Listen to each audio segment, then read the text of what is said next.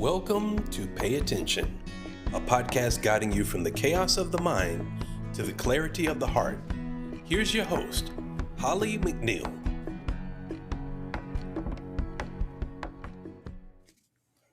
Hello, everyone, and welcome to season 2 of Pay Attention. I am so grateful. I'm so glad that you're here. Happy New Year. I hope that everyone is finding the new year with an open heart and joyful. But if you're a little bit stuck and not knowing you want to do something in this new year, but not knowing what, let me tell you, I was at that place once, and I realized that mentally, emotionally, physically, and spiritually, we are all connected. And so those are all connected, right? And so if you work on one, the others will follow. When I hit my really low point, I started with meditation, I started with mindfulness, and things started to roll. I started to work out, to eat better. So today I have a guest I had a guest in the studio, an osteopathic doctor of osteopathy. And I don't know why they make that word so hard for me to pronounce, but a doctor of osteopathy is more holistic, mind-body connection. And in this case, less is more with Dr. Neal Patel. So Dr. Patel is actually my doctor. And I don't know about you, but I personally have moved 32 times in my life across all 4 time zones in the United States. And one of the biggest hardships when you move to a new place is, besides, meeting new friends and everything, is finding a new hairdresser and a new doctor. And I have a lovely hairdresser, Trini. Love you. He's wonderful. They're wonderful. And at first, I found this DO, doctor of osteopathy, this woman. She was lovely. Being out here in California, in Southern California, she really spoke my language, more holistically, kind of mental, physical connection. And then she had to move away. So for a couple of years, I kind of floundered, but then I found Dr. Patel. And I went to see him, and we had a great conversation, so much information, and everything he talked about spoke my language. So I brought him into the studio. Unfortunately, he couldn't be here live today because he's with patients. But please sit back, take a deep breath, and listen to what he has to say. Hello, and welcome to another episode of Pay Attention. Today, I'm really excited to talk to somebody in the medical field about holistic healing, about the mind-body connection, about, what he has said, less is more. And so I'm very excited to introduce to you Dr. Neal Patel, an osteopath, correct? Correct. So welcome, Neal, to the show. Thank you so much for joining us today. Tell us a little bit about yourself, who you are, your practice, and I've got so many questions. Sure. Thank you so much for having me, Holly. So as you mentioned, I'm a doctor of osteopathy, which means I'm a full-on doctor. I currently work here in the city of Orange. I do have a private practice where I see adults, and my practice is mainly focused towards geriatrics. I'm general practice, so we treat everything and anything under the sun. My personal philosophy in medicine has always been less pills, less doctors, less surgeries, less procedures, the better. I'm very big on holistic care and trying to find ways to have my patients help themselves before I have to help them. Yes, thank you. And let's talk about that for a minute. I've heard it said that Western medicine is all about the diagnosis and the treatments and treating the symptoms and the medications, like you said, in the surgeries. And Eastern medicine was more seated in the self. Are you seated in the self? Are you whole? And so my take on osteopathic medicine is that it's obviously a medical degree, but more holistic. So with that in mind, how much do you think that the illness in our body, what people experience relates to their mental health? I would say a lot. Back in the day as a doctor, let's say you came to me as a patient and said, "Hey, I got, X, Y, and Z symptoms." And we do all these testing and it's all normal. If I said, "Oh, maybe it's due to stress," you may look at me as a quack doctor. And now a lot has changed, and we are really starting to see the connection between mental or emotional stress and how it can manifest itself physically. So I definitely think there's a huge area of research that's already been going on, and now actual like data showing yes, stress can actually physically affect us in many different ways. Yeah, many ways. I mean, I tend to believe on my journey, I've looked at neuroscience, psychology, Buddhism, spirituality, and I'm amazed by it. And there's a book, The Body Keeps Score, and how much that energy and the traumas you've had in your lifetime, the unresolved diversities or you have get caught in there and cause a lot of that mental illness. On my journey in particular, the more I open up and let go, the better I feel. And so what do you say to someone who comes to you and is just really stuck and what's the best way to kind of move forward if you're wanting to find a more holistic way to live life and to feel better? Yeah, usually, like I said, I'm very big on habits. So we always start with, for me, it's like the four pillars of just general and healthy living that are in our control. So those four to me is food, of course. So food and diet, our exercise, our stress, and sleep. So when I have a patient that comes in and says, "Hey, I got these symptoms going on, or I don't want to take pills, but I want to improve. What can I do?" So I start with those four pillars. Obviously, we start with food, what you're eating, how much you're eating, when you eat. Of course, exercise. Do you exercise or not? That's just, step one. Then, of course, you look at sleep. Are you sleeping? Do you feel rested? Do you get enough? And then stress, like we mentioned, we don't want to discount it or neglect it. And I always ask, not only are you stressed, but what do you do to manage it, good or bad?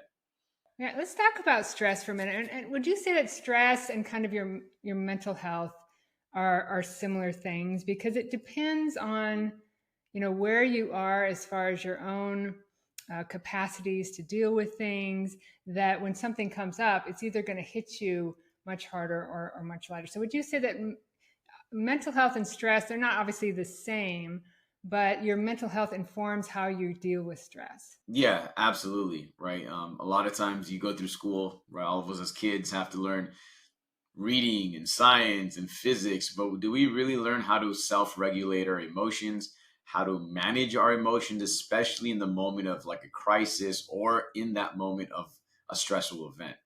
So, to make it clear, yes, stress definitely affects your mental health, and it becomes like a chicken and egg. The mental health isn't good, that might make you feel stressed, and the stress can also impact your mental health. So overall, there's definitely a major correlation.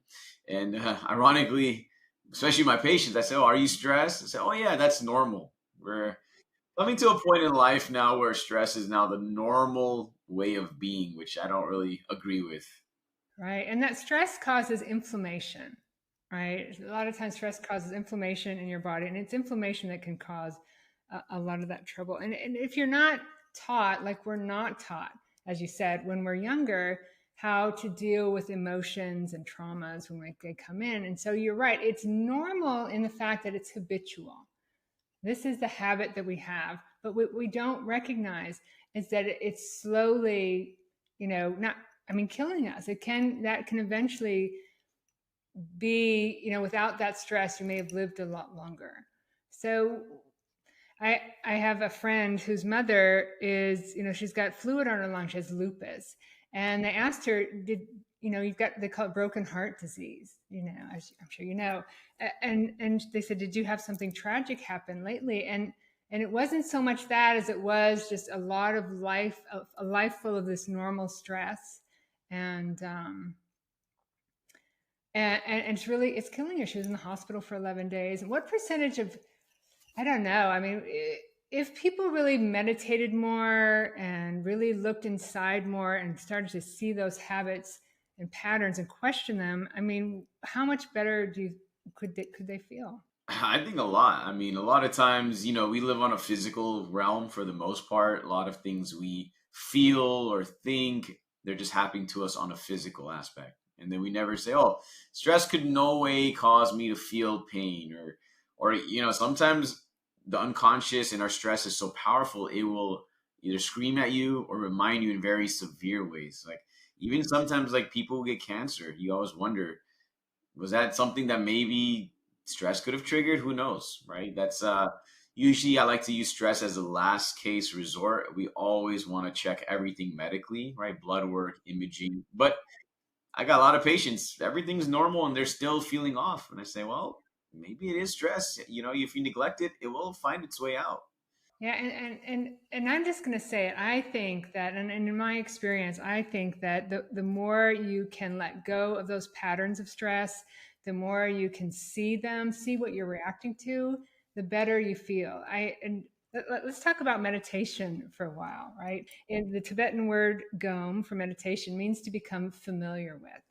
And so really meditation is just really, first of all, checking in to see what you're even telling yourself. A lot of people probably don't even know what their stress levels are coming from, or why they're there. So do you recommend meditation, or what's your thoughts on that? Absolutely. It's just kind of the same thing as, why do we brush our teeth? What's the point?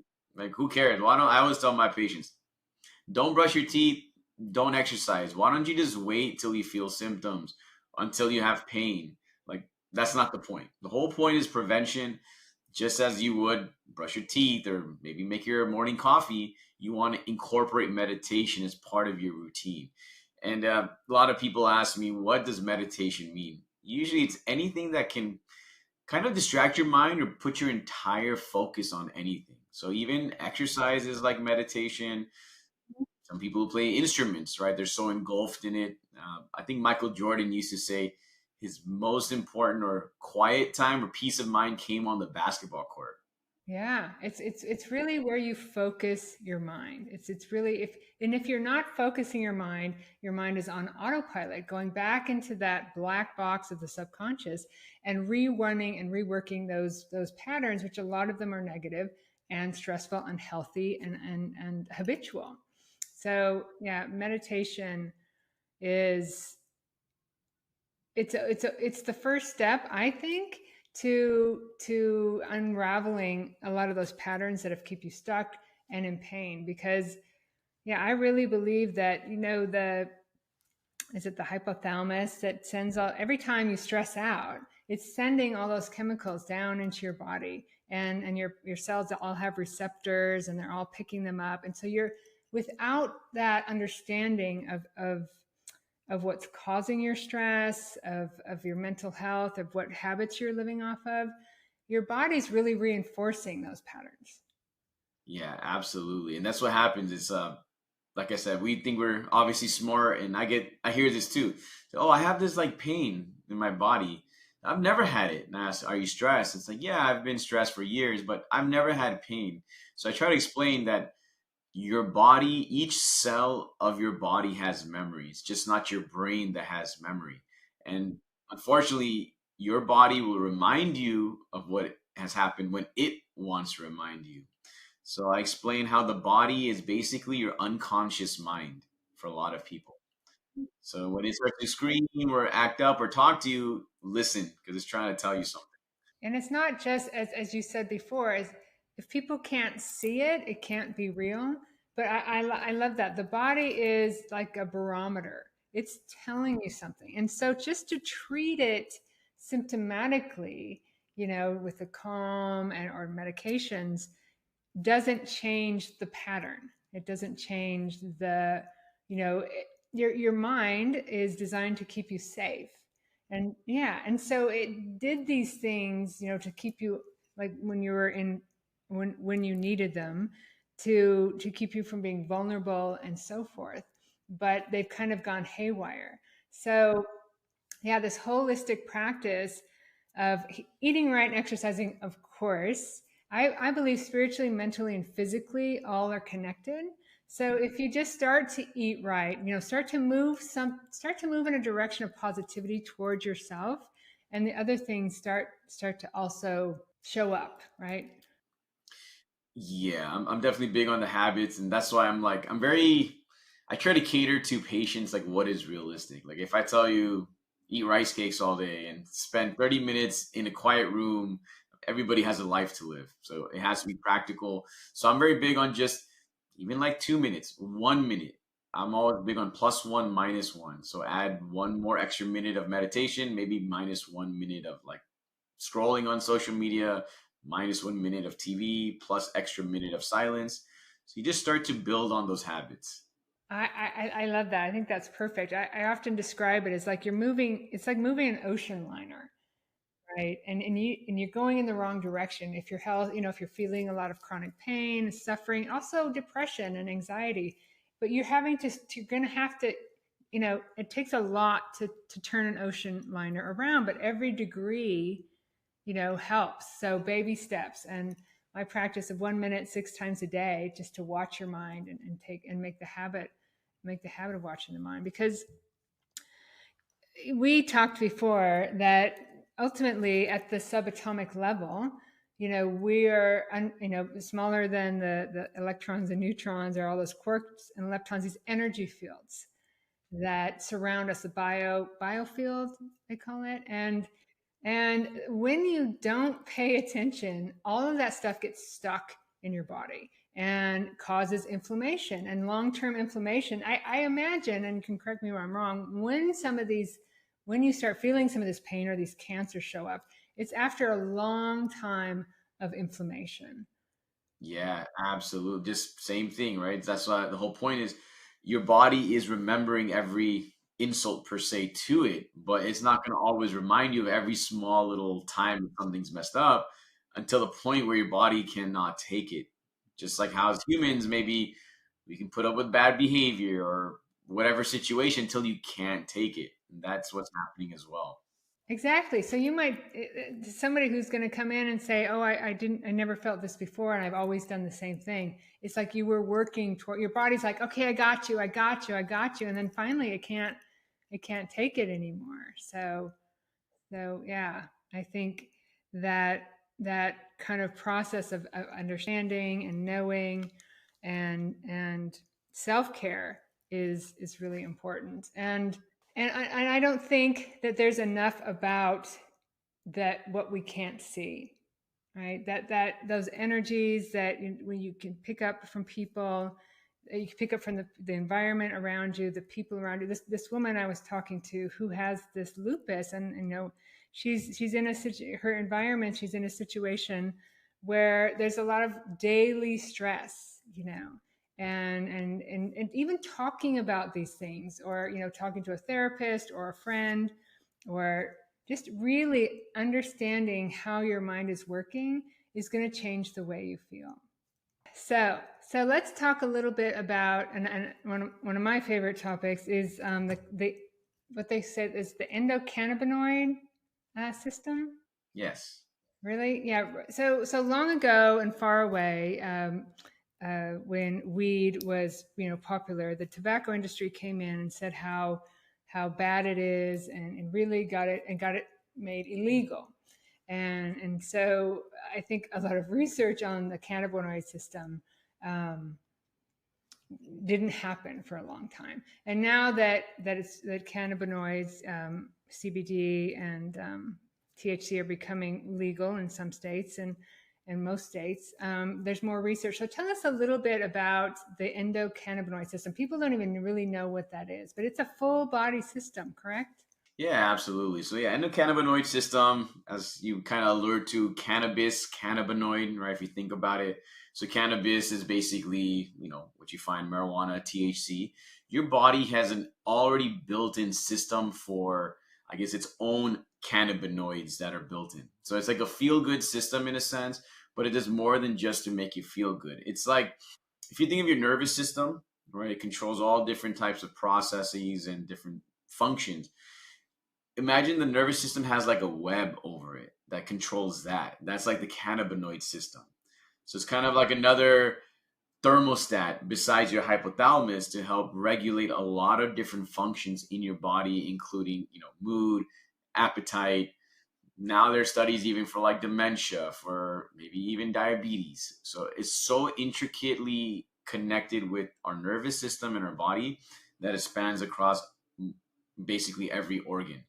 And so the idea is, right, when let's say you run or you have a runner's high, sometimes your body can release certain endocannabinoids, which is naturally forming cannabinoids your body produces. However, with the advent of cannabis, or the plant, marijuana plant, cannabis sativa, they found that molecule binds directly to the endocannabinoid system. And so we're finding out now, obviously, it's not a new thing. Cannabis has been around for like thousands of years, but now we're doing actual proper studies that can be helpful for so many things, including even for your patient or your friend, the lupus, anxiety, for sleep, for appetite, even for cancer. They're saying that it can maybe even help decrease your issues with it or decrease inflammation. So it's kind of a whole body system meant to help regulate different parts. And now it's being studied for its medicinal purposes. Wow. Now it's finally being studied for its medicinal purposes, but it sounds like it's got so many benefits. And how early on are we in this research, and how long ago was this endocannabinoid system kind of really discovered? Yeah, it's great questions. I mean, in terms of cannabis itself, it's been forever, but the endocannabinoid system was discovered, I want to say late 80s to early 90s in Israel. I'm blanking on his name. There's a famous Israeli scientist who actually discovered the endocannabinoid system in different parts of it. So at least in the US, our history has been kind of up and down with it. It used to be allowed way back in the 20s. You fast forward all the way to the 70s. That's when Nixon kind of produced that, Controlled Substance Act, which made it technically a Schedule 1 drug, which means it has zero medicinal value. And Schedule 1 or Class 1 puts it as the same detriment and concern as like heroin, cocaine, methamphetamine. So at this moment, it's definitely being studied in different parts of the world. I mean, there's thousands of studies in general, just because of how well it's been, or how often and frequently it's been used. For us specifically, we're still considered a Class 1 drug. The goal is they're debating. There's a lot of political questions if it's going to get declassified or descheduled into what they call Schedule 3. When that happens, hopefully that means there's a lot less addictive potential and there are some medical value to it. So until that happens on a higher level, like a federal, each state is kind of plus and minus, right? I think 30 to 35 states have decriminalized or legalized cannabis for recreational use. That's on a state level. Federally speaking, though, it is still considered illegal and no medical value. So no I'm medical hoping value still, even with the research still. Yeah, it's just there's a lot of other players that are involved. So I It's think there's such a a lot of other shame. things. Yeah. It's such a shame. So what happens when your endocannabinoid system is off? I mean, is that the inflammation, or if it's out of balance? Yeah, exactly. So that's the whole point. Like this, there's two major receptors: CB1, cannabinoid 1 receptor, and cannabinoid 2 receptors that are part of it. It's not necessarily that's off, that sometimes there's an imbalance, or that maybe you're not producing enough as well. So the CB1 receptor is mainly found in your central nervous system. So THC, as like the main most people know as the one that gets you high, that's found a lot in the central nervous system. That's what makes you high. Other ones like CBD can be found in both the CB1 central and CB2, which is peripheral nervous system. So what happens is if it's low or is out of balance, yes, it can cause inflammation. Maybe it can cause some anxiety or the sleep issues. So the thought process is maybe if we supplement it with either natural ways of increasing your endocannabinoids, or if not, with the actual THC or CBD, which are called phytocannabinoids, maybe we can rebalance your system. Which is a benefit of helping that inflammation. What are natural ways to increase or your Yeah, to you rebalance? mentioned it kind of about foods, right? Food itself Yeah. is inflammatory, so you want to eat healthy foods. In general, the Mediterranean diet is the most well-studied diet for heart disease. There's a modified Mediterranean diet called the MIND diet that can help with hopefully decreasing your risk for like Alzheimer's or dementia.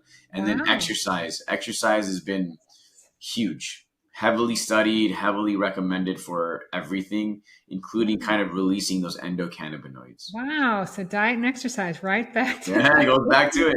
those two pillars. Yeah. And it is that inflammation Yeah. that's caused by food and stress and all of that that ultimately leads to lots of complications. Talk to me. So kind of beyond meditation and that, and kind of back to this kind of what we can see and what we can't see. What are your thoughts on like energy healing, Reiki, chakra clearing, and those types of things? Yeah, I know it sounds sometimes, as a Western medicine, we're very show me the evidence, show me the data, show me the science. Like if I cannot quantify it, that means it's not real. If I cannot qualify it, it's not real. I believe science, or most people believe science and medicine is an art and a science. So that's the beauty of medicine. So for me, I'm a big believer in, like we talked about, energy, just because, just from a physical aspect, we're like as light, and we are technically light based, we are waves and particles, which mean we vibrate at different frequencies. So the energy healing is the whole point. If you heal your energy, can you vibrate at different levels? I personally started doing Reiki about in April. I've done it a few times and it has helped me kind of clear my energy, cut cords, as what they call it, or cut ties with maybe different relations or different energies from the past. So that I believe in chakras still. A big believer in that in terms of opening it up, and that itself can be an imbalance. So if that's imbalance, that can also affect your stress levels.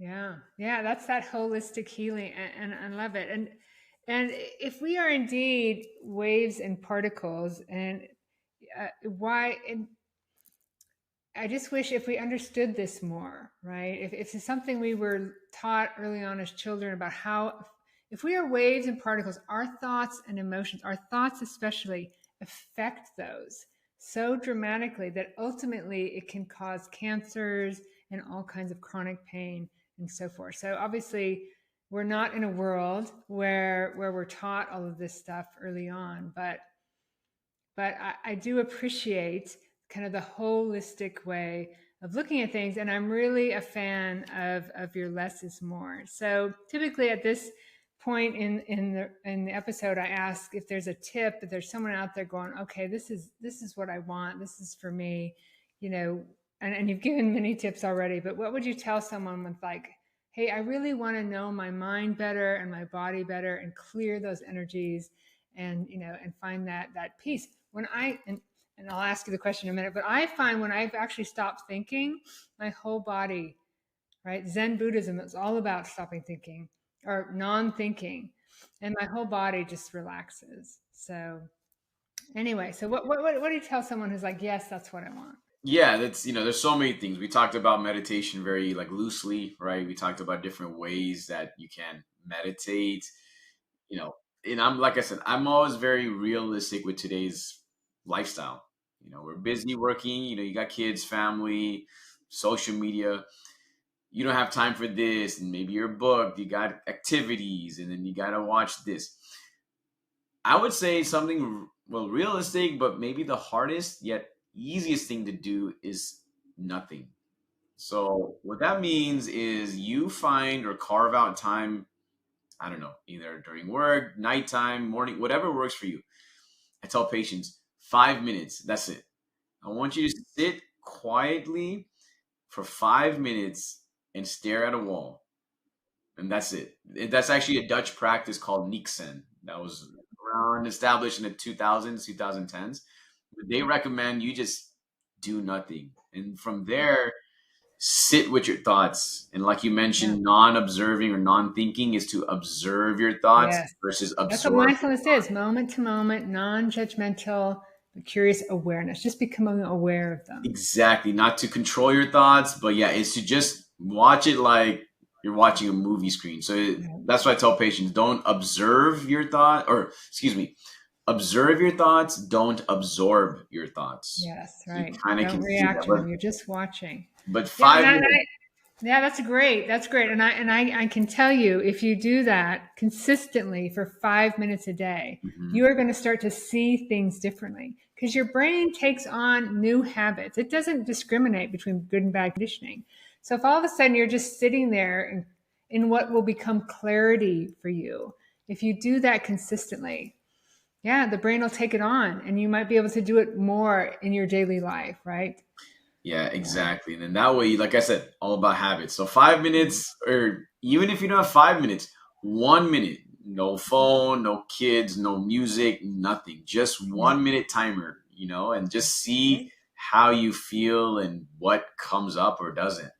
Yeah, what changes. I love it. Thank you. Thank you so much. I know we talked about a lot, but it's all there's so much out there, and definitely I could have you back again in this holistic living, and seeing how you're living and that clarity and peace that can come through. So Dr. Patel, how do they get a hold of you if people are interested in connecting with you, hearing more?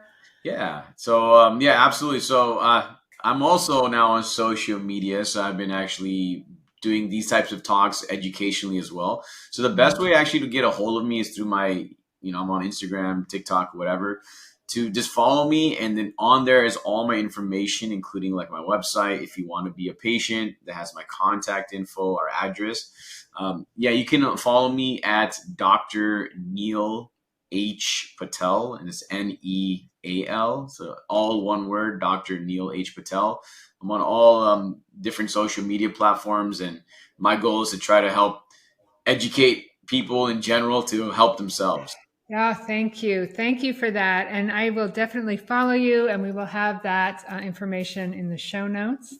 And I so appreciate a medical doctor out there really trying to tell people about this kind of holistic, seated in the self, and how to find your health outside of the surgeries and the pills. And yeah, it's the human journey. It's the clearing up the clutter, and it's a very peaceful way to live when you start spending those 5 minutes a day consistently. So thank you, Neal, for being here today, and thank you for the work you do.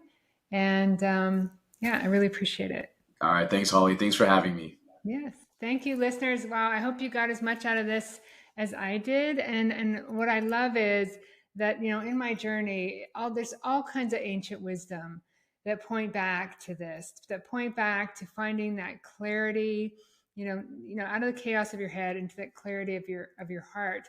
And the body is telling you, what you need to set yourself free. So pay attention to it.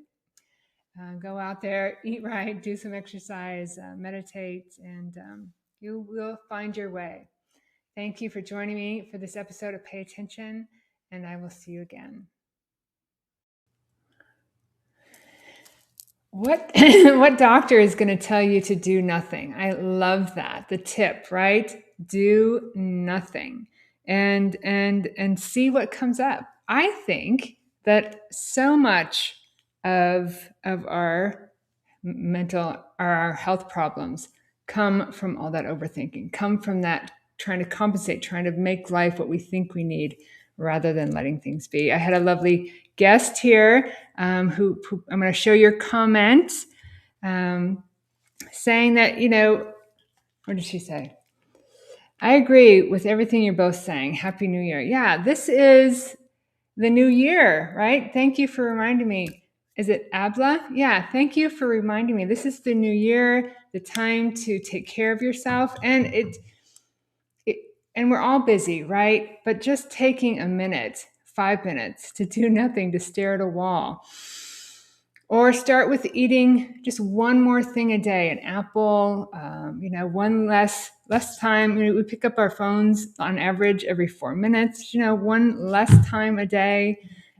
just slowly taking care of yourself, holistically, mentally, spiritually. Your body is such a scorekeeper. There is the book, The Body Keeps Score. Your body is such a scorekeeper, and really is looking for you to pay attention, to relax, to breathe, to pause, and you will find your way. So I hope you enjoyed this first episode of season 2 of Pay Attention.